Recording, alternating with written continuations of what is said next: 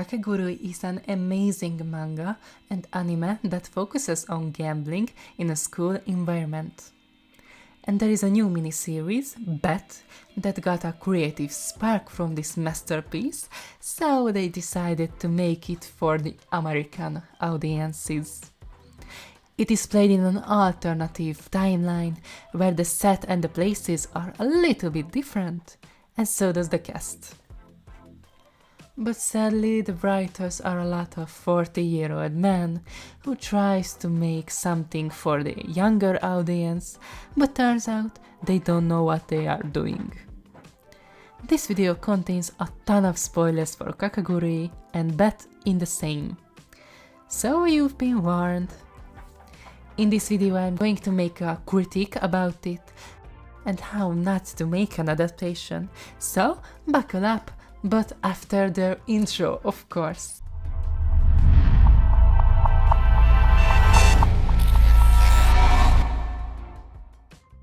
Is it acceptable to compare the two of them? Yes, totally. It is an adaptation. It is supposed to give a huge respect to the main source material while creating an entertaining product for the viewers.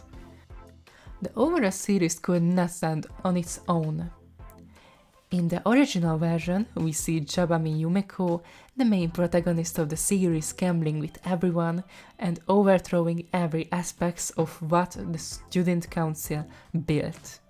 The losing system is cruel, humiliating, and makes you feel powerless.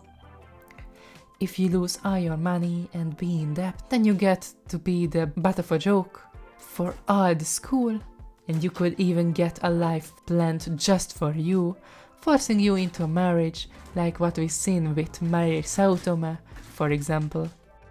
There are a lot of consequences that the characters go through, but on the opposite, Bet makes Kakegurui a bad name. And it doesn't help that it has... In Bet, there aren't many consequences for anything. The focus is weird. It's not about the emotional impact of gambling and the hierarchy, but in this case, it's all over the place. The live action wants to be everything, so it becomes nothing. Also explains nothing, the goals are all over the place, and the interactions feel so forced and empty, as the same as the cast. Most of the themes that it goes through feel unfinished, and it's like it has a lot of little pieces that don't really connect to themselves really.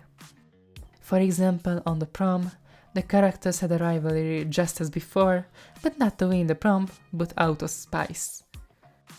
Kira and Jabami just wanted to be the best one and to make the other lose, but it didn't affect anything really. Or when Jabami wanted to kill Blake's dad, and right after the murder of Blake and her father, no one cares and dares to mention her in the rest of the series, like she just disappeared. That storyline feels a little bit empty, like it's half finished. And most people who watched the new series were all Kakegurui fans, due to this popularity between the weeaboos. But I thought that this is going to get a new season due to the lack of care. Everything screams, I don't give a fuck about the Kakegurui fans. Just make something, get money off of it, and that's all. Most of the unique twists that the series made were pretty bad, and the gambling had a minimal impact on the overall plot and story. And when I watched the series, I had major Wednesday feeling to it, like it resembled that much more than Kakegurui. It is a Wednesday copy in my eyes, and they stole many aspects from the Harry Potter franchise as well, and of course the Kakegurui too. In the series, the class system felt unimportant, and it was the plot for one episode only, but we did not see any reasons for the system to be, since there wasn't any difference between the classes. So why bother making something when it doesn't have any reasons to be there?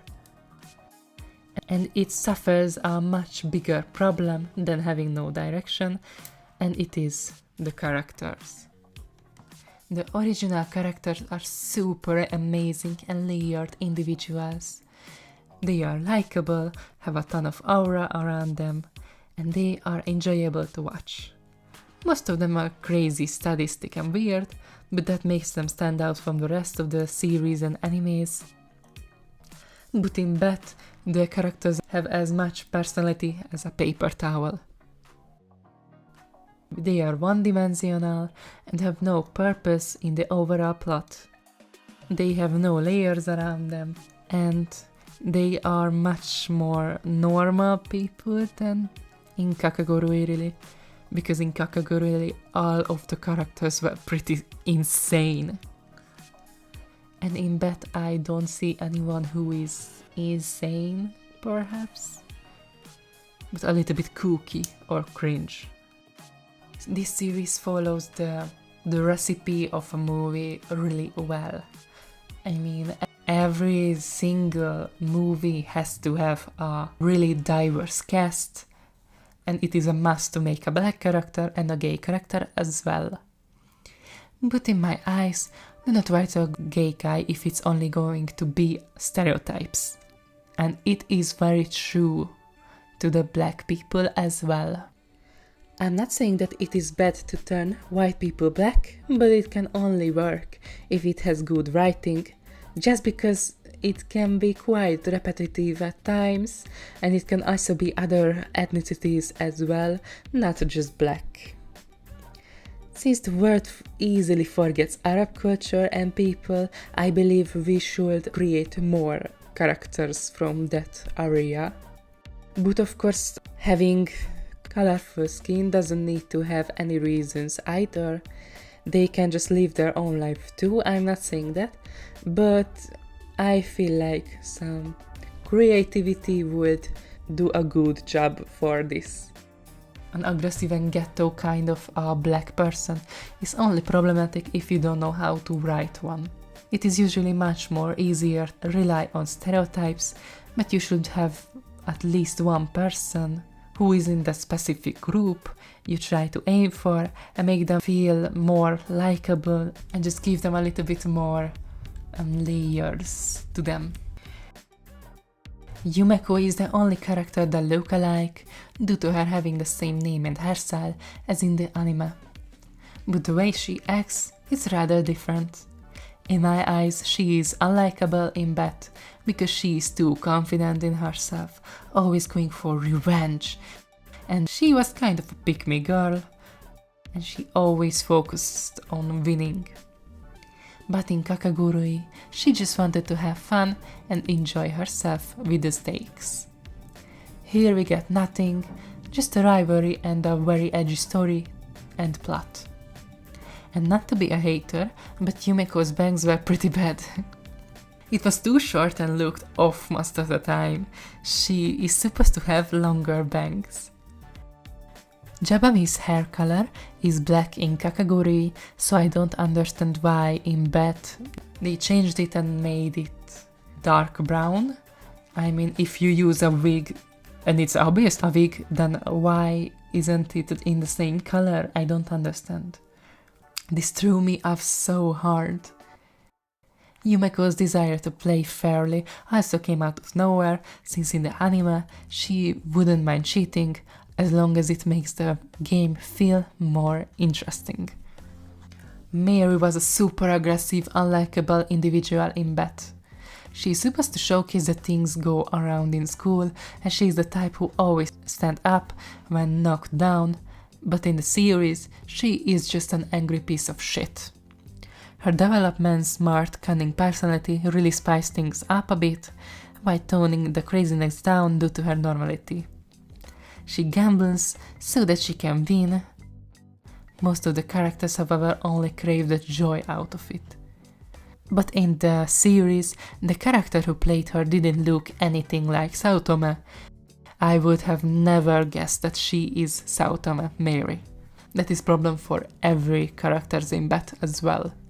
At least she could have worn her hair in pigtails for the whole series, not just once or twice, and she should have had a blonde hair. Her making rumors of Ryan murdering his own parents just so girls could fawn over him, just so she can win a bet about him losing his virginity, is insane, and no friend should act like that. Ryota became two characters, Michael and Ryan.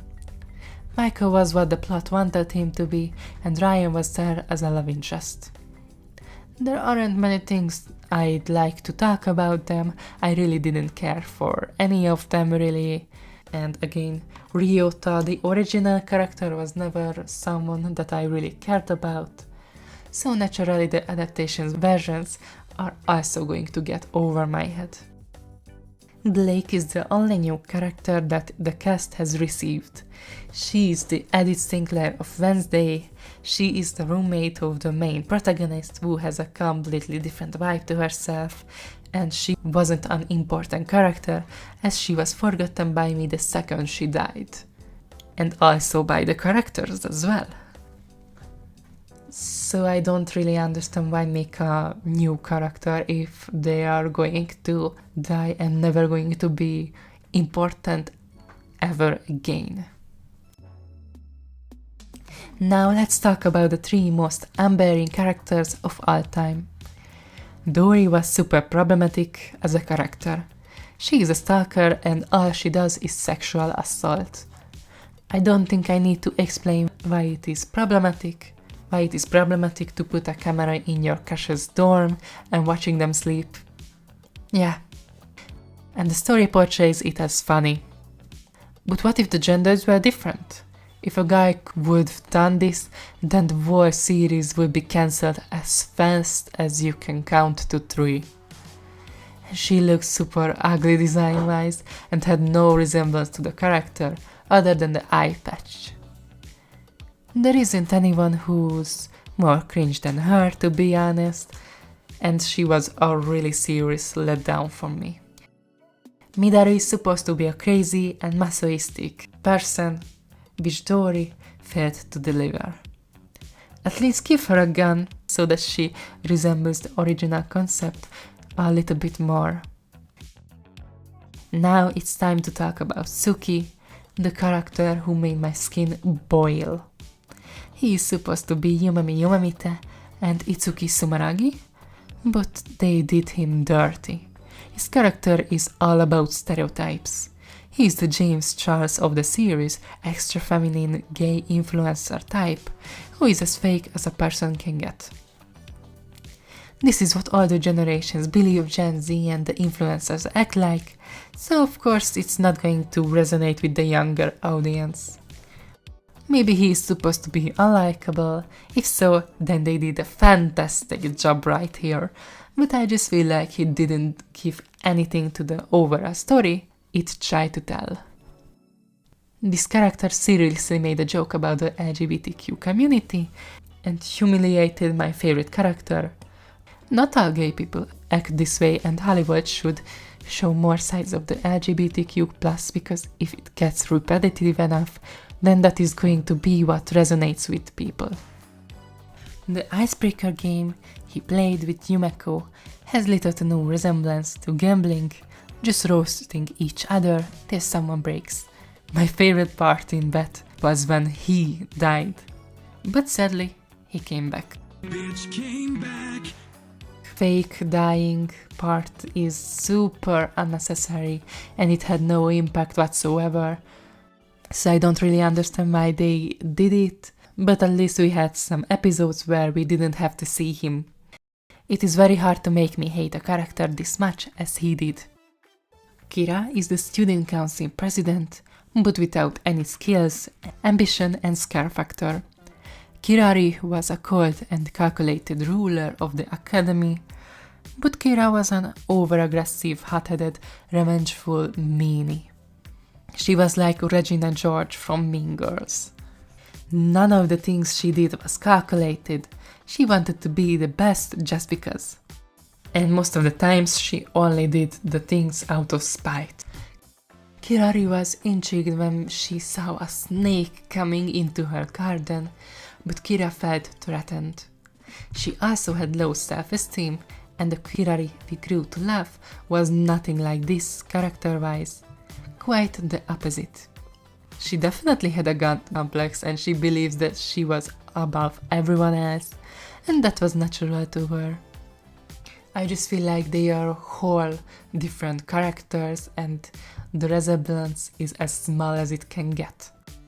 Not to say that the only thing that she looked like Kirari design-wise was the blue lipstick, which wasn't even the good shade of blue, really. It looked really off and ugly, to be honest. The characters looked like a Temu version of Kirari. They didn't even bother to make her hairstyle to resemble the main essence. The characters rarely wore their blouses, so it begs the question. Is this place really that elite? The students of Hyakao Private Academy are supposed to be the most powerful people, politicians, and wealthy individuals' kids, where they can learn to succeed and develop life-changing skills for themselves. So of course the characters are going to need to have some god complexes and interesting personalities, but in the series they are just simply too generic. The building was pretty, but the characters in it didn't feel very powerful, just dumb teens, you know. The little amount of gambles that was in the stories were also pretty boring. They didn't really deliver any interesting ideas. The only two games which was sort of entertaining were the ones that they copied from Kakegurui. To sum up, the Bed series didn't live up to anyone's expectations, and it felt more like a joke rather than a good story. They really watered down the characters, made me feel super frustrated that they made all of the characters this unlikable. It could have been a masterpiece, but not, sadly. Here is the drawing that I've created during my speech. I hope you like it. And what was your opinion about the series? I would love to hear your thoughts down in the comment section, and while you're at it, you can subscribe to my channel. It costs you nothing and you could always change your mind later. Thank you guys so much for watching my video. Hope it was enjoyable for you and I see you all in the next one. But until then, have a great day and goodbye.